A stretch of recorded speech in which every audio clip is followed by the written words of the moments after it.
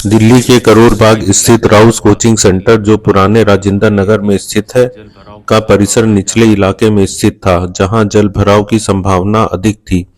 ये घटना Rouse coaching study circle के बेसमेंट में हुई। भारी बारिश के कारण जल निकासी व्यवस्था फेल हो गई और कोचिंग सेंटर में पानी भरना शुरू हो गया। पानी का स्तर तेजी से बढ़ता गया और जल्द ही पूरे परिसर में बाढ़ जैसी स्थिति हो गई।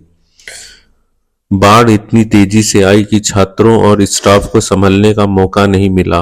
पानी के संपर्क में आने से बिजली भी कट गई और परिसर में अंधेरा छा गया और स्थिति और भी भयावह हो गई। मीडिया रिपोर्टों से संकेत मिलता है कि जब कोचिंग सेंटर में सीवेज का पानी भरने लगा तो खराब बायोमेट्रिक सिस्टम के कारण छात्रों बेसमेंट की लाइब्रेरी में फंस गए। प्रारंभिक जांच में संस्थान और निकटवर्ती सड़कों दोनों पर उचित जल निकासी व्यवस्था के अभाव का पता चला। इसके अलावा कोचिंग सेंटर के पास अपने बेसमेंट में लाइब्रेरी संचालित करने के लिए अथॉरिटी भी नहीं थी। अफरा तफरी और पानी के तेज बहाव में 3 छात्रों की मृत्यु हो गई। 2 छात्राएं और 1 छात्र 4 घंटे से अधिक समय तक बेसमेंट के अंदर फंसे रहे। जब तक उनको रेस्क्यू किया जाता, तीनों की मौत हो चुकी थी। मृतकों में तान्या सोनी, श्रेया यादव और नवीन डार्विन शामिल थे। इस हादसे के बाद छात्रों में रोष था। उन्होंने नगर निगम, स्थानीय विधायक और पार्षद के खिलाफ नारे लगाते हुए विरोध प्रदर्शन किया। रविवार 28 जुलाई की सुबह इन छात्रों का शव बरामद किया गया। मालिक अभिषेक गुप्ता और काउंसलर देशपाल सिंह पर गैर इरादतन हत्या और लापरवाही के आरोप में मामला दर्ज किया गया। बाकी छात्रों को वहां से निकालने के लिए स्थानीय प्रशासन और बचाव दल ने तुरंत कार्रवाई की। प्रशासन ने मौके पर पहुंचकर बचाव कार्य शुरू किया और घायलों छात्रों को अस्पताल पहुंचाया। मृत छात्रों के परिजनों को तुरंत सूचना दी गई और उन्हें हर संभव सहायता प्रदान करी गई।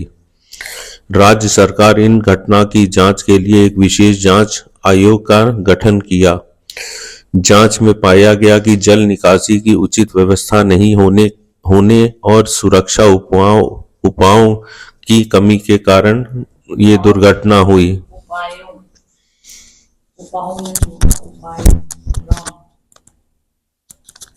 जांच में पाया गया जल निकासी की उचित व्यवस्था नहीं होने के और सुरक्षा उपायों की कमी के कारण ये दुर्घटना हुई। राउस कोचिंग सेंटर के प्रबंधन ने घटना का गहरा शोक व्यक्त किया और कहा कि भविष्य में ऐसी घटनाओं से बचने के लिए हर संभव कदम उठाएंगे। प्रबंधन ने जल निकासी के बेहतर व्यवस्था और आपातकालीन सुरक्षा उपायों को लागू करने का आश्वासन दिया। ये घटना बेहद दुखद और हृदय विदारक थी। ये घटना को टाला जा सकता था अगर एमसीडी के अधिकारियों ने समय रहते एक्शन लिया होता।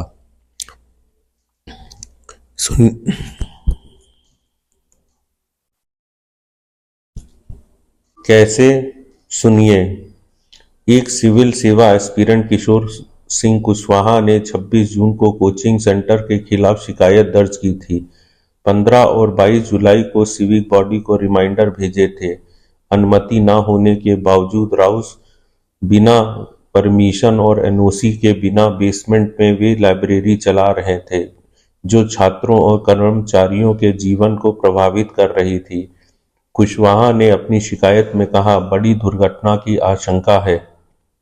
बड़े यूपीएससी कोचिंग संस्थान छात्रों की जान जोखिम में डालकर अवैध स्थानों पर कक्षाएं चला रहे हैं। 15 जुलाई को रिमाइंडर में उन्होंने लिखा, सर, ये बहुत महत्वपूर्ण और जरूरी मामला है, सख्त कार्रवाई करें। छात्रों के डूबने से 5 दिन पहले एक और रिमाइंडर में कुशवाहा ने हस्तक्षेप की गुहार लगाते हुए कहा, सर, कृपा करवाइए। कुशवाहा ने हस्तक्षेप की गुहार लगाते हुए लिखा, सर कृपया कार्रवाई करवाइए, ये छात्र सुरक्षा का मुद्दा है। हालांकि बाद के दिनों में कई कार्रवाई नहीं की गई। अंडर प्रोसेस ऑनलाइन शिकायत की वर्तमान स्थिति पढ़ता है। त्रासदी के एक दिन के बाद कोचिंग सेंटरों के खिलाफ कार्रवाई हुई। एमसीडी ने रविवार को नियमों का उल्लंघन करने पर राउस के आईएएस स्टडी सर्कल और आसपास के इलाकों सहित राजेंद्र नगर में 13 कोचिंग सेंटर के बेसमेंट सील कर दिए। एमसीडी अधिकारियों के अनुसार बेसमेंट में कोई व्यावसायिक गतिविधि अवैध है और केवल स्टोरेज और पार्किंग की अनुमति है। इस घटना के बाद दिल्ली के सभी कोचिंग सेंटरों में सुरक्षा उपायों की सख्त जांच की गई और सुधार किए गए। छात्रों और संस्थाओं दोनों में आपातकालीन स्थिति के प्रति जागरूकता बढ़ी और उन्हें तैयार रहने के उपायों पर जोर डाले गए। ये घटना न केवल दुखद बल्कि एक महत्वपूर्ण सीख है कि आपातकालीन स्थितियों के लिए तैयारी और सुरक्षा उपायों को प्राथमिकता देने की कितना महत्वपूर्ण है।